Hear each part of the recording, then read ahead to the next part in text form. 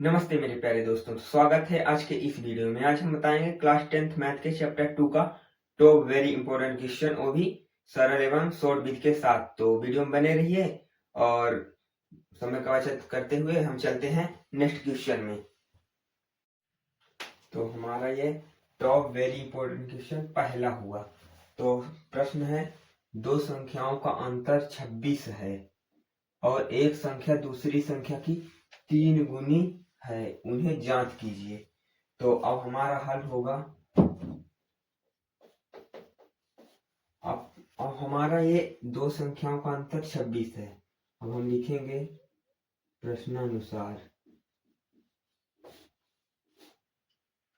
x minus y equal to 26 है। दो संख्याओं का अंतर 26 है, तो हमने ये लिख दिया। अब ये हमारा पहला समीकरण हुआ। अब लिखा है एक संख्या दूसरी संख्या की 3 गुनी है, तो हम लिखेंगे x इक्वल टू 3y। ये हमारा हुआ दूसरा समीकरण। अब हमें क्या करना है, अब समीकरण एक x का मान समीकरण एक में रखने पर, अब हम समीकरण एक में x का मान रख देंगे। तो x का क्या मान है, 3y। x का 3y equal to 3y minus y equal to 26 है। तो 3y माइनस वाई, तो 1y 2y हो जाएगा। 2y इक्वल टू 26, तो y इक्वल टू हो जाएगा 26/2। तो y इक्वल टू होगा यहाँ 13 हो जाएगा। तो y इक्वल टू 13 हुआ। अब y का मान समीकरण एक में रखने पर, समीकरण एक में रखने पर अब हम इसका मान समीकरण एक में रख देंगे। तो समीकरण एक में रख देंगे, तो समीकरण एक ये है। तो x माइनस वाई की जगह क्या रखेंगे, 13 रख देंगे। 13 इक्वल टू 26। तो x माइनस 13 उधर जाएगा, प्लस हो जाएगा।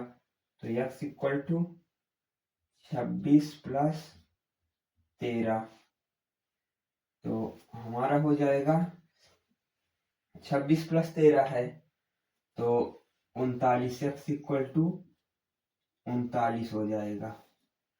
तो अब हम लिखेंगे, हमारे ये आंसर हो गया। अब हमें लिखना है अतः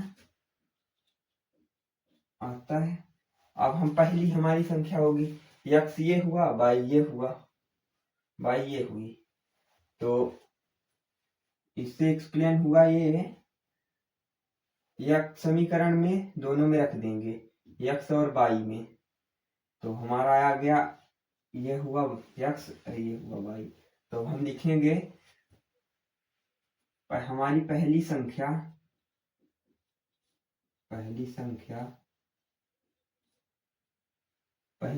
हमारी क्या है, ये 13 है। पहली संख्या 13 तथा दूसरी संख्या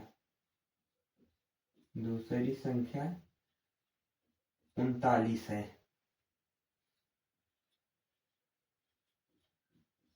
तो आपको ये समझ आया होगा। ये बोर्ड एग्जाम में 3 मार्क्स का पूछता है बेटा, 3 मार्क्स का। आपके यहाँ से 3 मार्क्स पक्के हुए। ठीक है, तो अब हम चलते हैं नेक्स्ट क्वेश्चन में। तो चलिए नेक्स्ट क्वेश्चन में।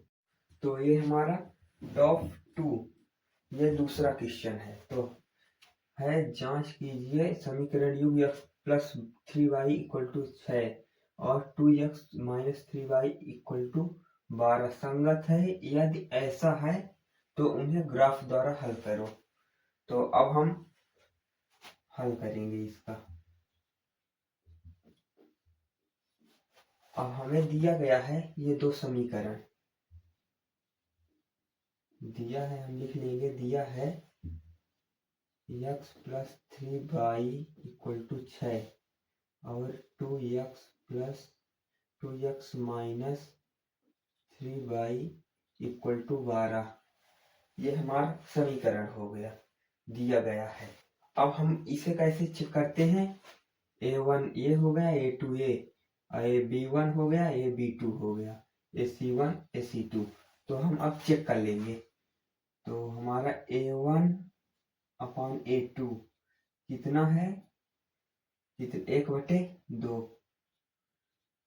और b1 b2 कितना है? 3 माइनस 3 है हमारा। तो यहीं से 3 माइनस 3 है तो ये इसका होगा, -1 हो जाएगा। ये कटेगा तो -1 हो जाएगा।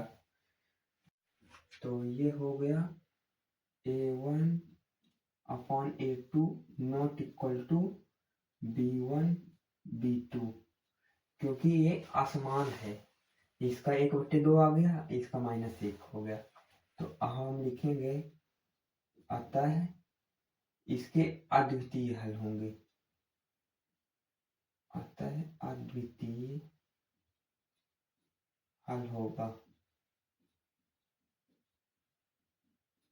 अतः समीकरण युग्म संगत है। समीकरण युग्म संगत है। तो अब हम लिखेंगे समीकरण 1 से। समीकरण 1 से, तो समीकरण 1 से क्या है? जब x y हो गया, जब x इक्वल टू 0 मानोगे तो इसका y का मान 6 होगा, y का मान 2 होगा। और जब x इक्वल टू 6 मानोगे तो y का मान 0 होगा। तो ये समीकरण 1 हो गया। अब समीकरण 2, समीकरण 2 से, जब समीकरण 2 से करेंगे तो x और ये y, तो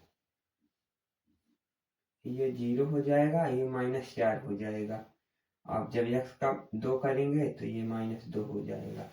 ये हो गया। अब हम बनाएंगे ग्राफ। तो हमारा ग्राफ ऐसा रहेगा। ये हुआ y, ये हुआ y डैश, ये हुआ x डैश, ये हुआ x। तो ये हुआ 0, 1 2 3 4 6, 6 5 4 3 2 1। अब इसका ऊपर किधर है? 1 2 3 4 तक। और माइनस में कितना गया है? 1 2 3 4, 4 3 2 1। ये माइनस में हो जाएगा इधर, और इधर भी माइनस में हो जाएगा। 1 -2, ये -3, ऐसे हो जाएगा। अब हमें क्या ग्राफ लेना है? 0 6 का। तो 0 6 का लेंगे तो 0 6 2 0, ये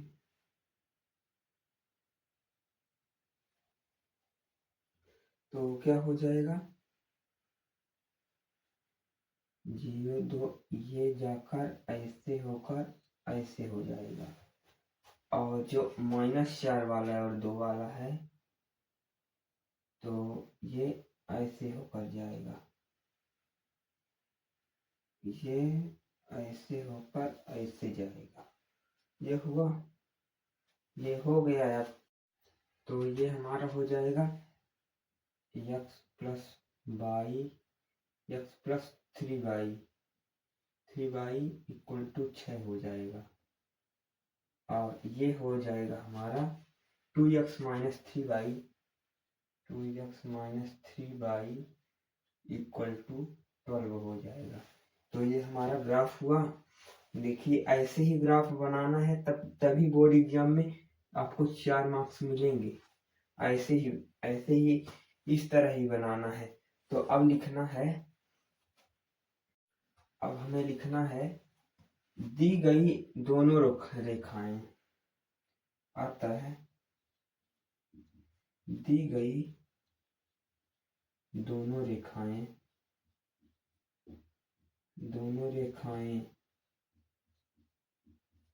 बिंदु किसमें काट रही है, बिंदु बी में काट रही है, बिंदु बी में प्रतिच्छेद करती है।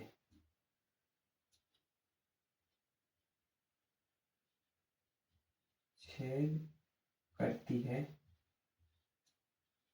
और ये युग्म संगत युग्म है। तो इसका हल होगा,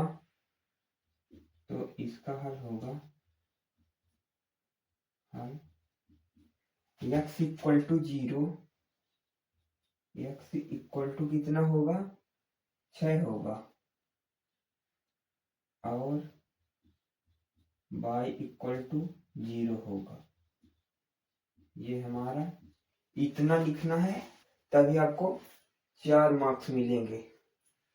ये 4 मार्क्स बोर्ड एग्जाम में ये आता है। देखिए, तो आपको समझ में आया होगा। अब हम चलते हैं नेक्स्ट क्वेश्चन में।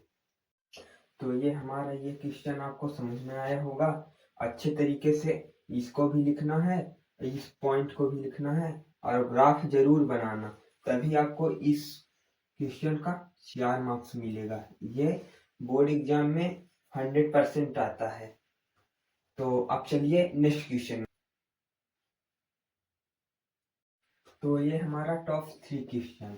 तो प्रश्न है, दिया गया रैखिक समीकरण युग्म को प्रतिस्थापन विधि से हल कीजिए। तो ये हो गया, प्रश्न हुआ, इसे प्रतिस्थापन विधि से हल करना है। ये समीकरण हमारा है।